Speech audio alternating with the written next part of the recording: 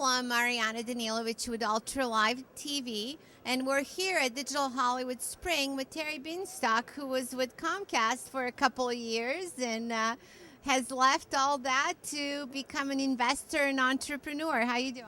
I'm doing great. Good to see you. Good to see you too. What are you seeing as major trends in the industry, knowing that what you know about MSOs and that whole space? Everyone's trying to figure out how to have TV available, the video streams available on all platforms at all times, and make it the ultimate convenience for the consumer. And so everyone's working through the broadband, mobile, as well as VOD strategies.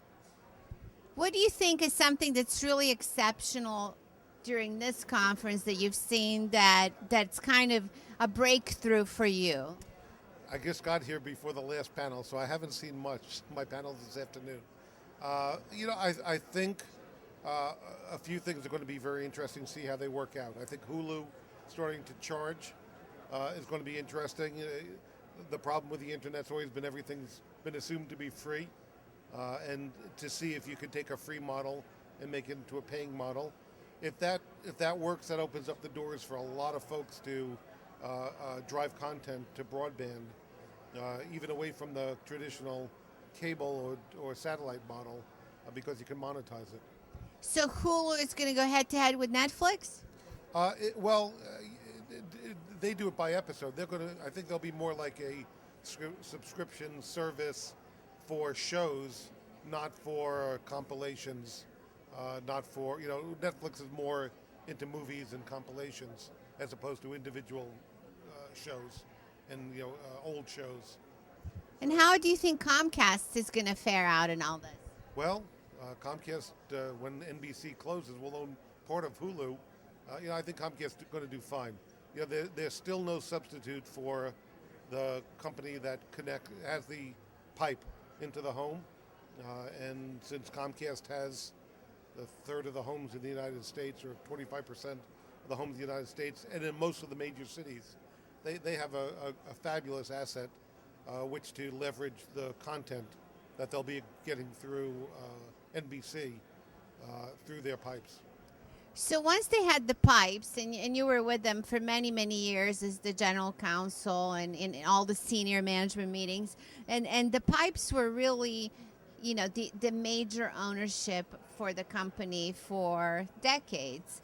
And now they're getting into content. Do you think that this merged company is going to be able to figure out, unlike Time Warner, as it didn't, would it be able to figure out how to merge the pipes with the content?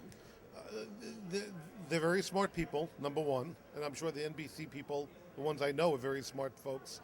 I think that the circumstances are very different than before with the Time Warner. At the time Time Warner owned content, it only owned maybe 10% of the home marketplace, so there really was no overall strategy. Comcast has critical mass in distribution that really can be used. They have 15 or 16 or 17 million broadband homes. No one has scale like that. So when you're launching content or taking good content that you have and leveraging it with those types of numbers, you can make a go of things right off the bat that you wouldn't be able to do in the Time Warner world or when this was tried in the past. So I think it's a very different time, different place, different circumstances. If anyone can figure it out, the Comcast guys can. So in terms of evolving or being sort of surpassed by some of the new competitors, trying to figure out what the what the breakout is on the online business and mobile and other platforms versus the original MSO business. How is that going to develop for Comcast? It'll merge. It's all going to end up being, you have one pipe into the home, and the services are all delivered by digital, streaming digital bits. It doesn't really matter whether it's broadband, internet, TV, VOD, mobile. If it's all being distributed through the same technical specs, it's then a matter of just organizing it and distributing it and making it easy for consumers to get it.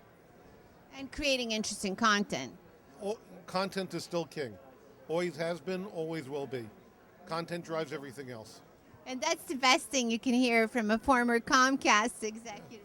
No, it's you know, there's no substitute for encouraging talented people to come up with innovative ideas that could be monetized, so they can create TV shows and movies and webisodes or whatever.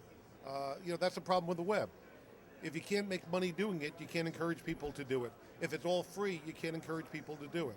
You have to create models where someone pays, so you encourage the smart people out there and the talented and creative people to create this new type of content that may not have worked as a TV show, but it'll work great on mobile, or it'll work great in VOD. And that's what we just have the beginnings of that. So the new emerging formats are coming. Yeah, slower than probably everyone would like, but they'll come. They'll come. And this is your new avocation?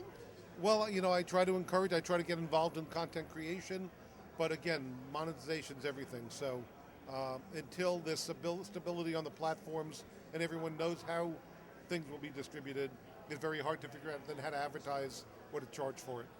So chicken and egg scenario, but it'll all come. And do you think it will come in a year, 5 years? I would have said 5 years ago. So it's hard to. It's going much slower than probably everyone would like, but it's moving along. So I think there'll be increments in a year. There'll be increments in 2 years. There'll be a lot of increments in 5 years. That's why when you see things like the Hulu thing, we'll know in a year. Does that work? Does it not work? Did the viewership dive off a cliff when you started charging people for it? Right now it does beautifully. Not makes no money, but it does beautifully in viewership, but because it's free. You're taking really valuable, very expensive content and giving it away for free. Well, it's a no-brainer to know that would be well watched. So now let's see if we can go to the next progression, the next stage. Thank you so much, Terry. Always great hearing your words of wisdom, and good luck with the panel. Thank you.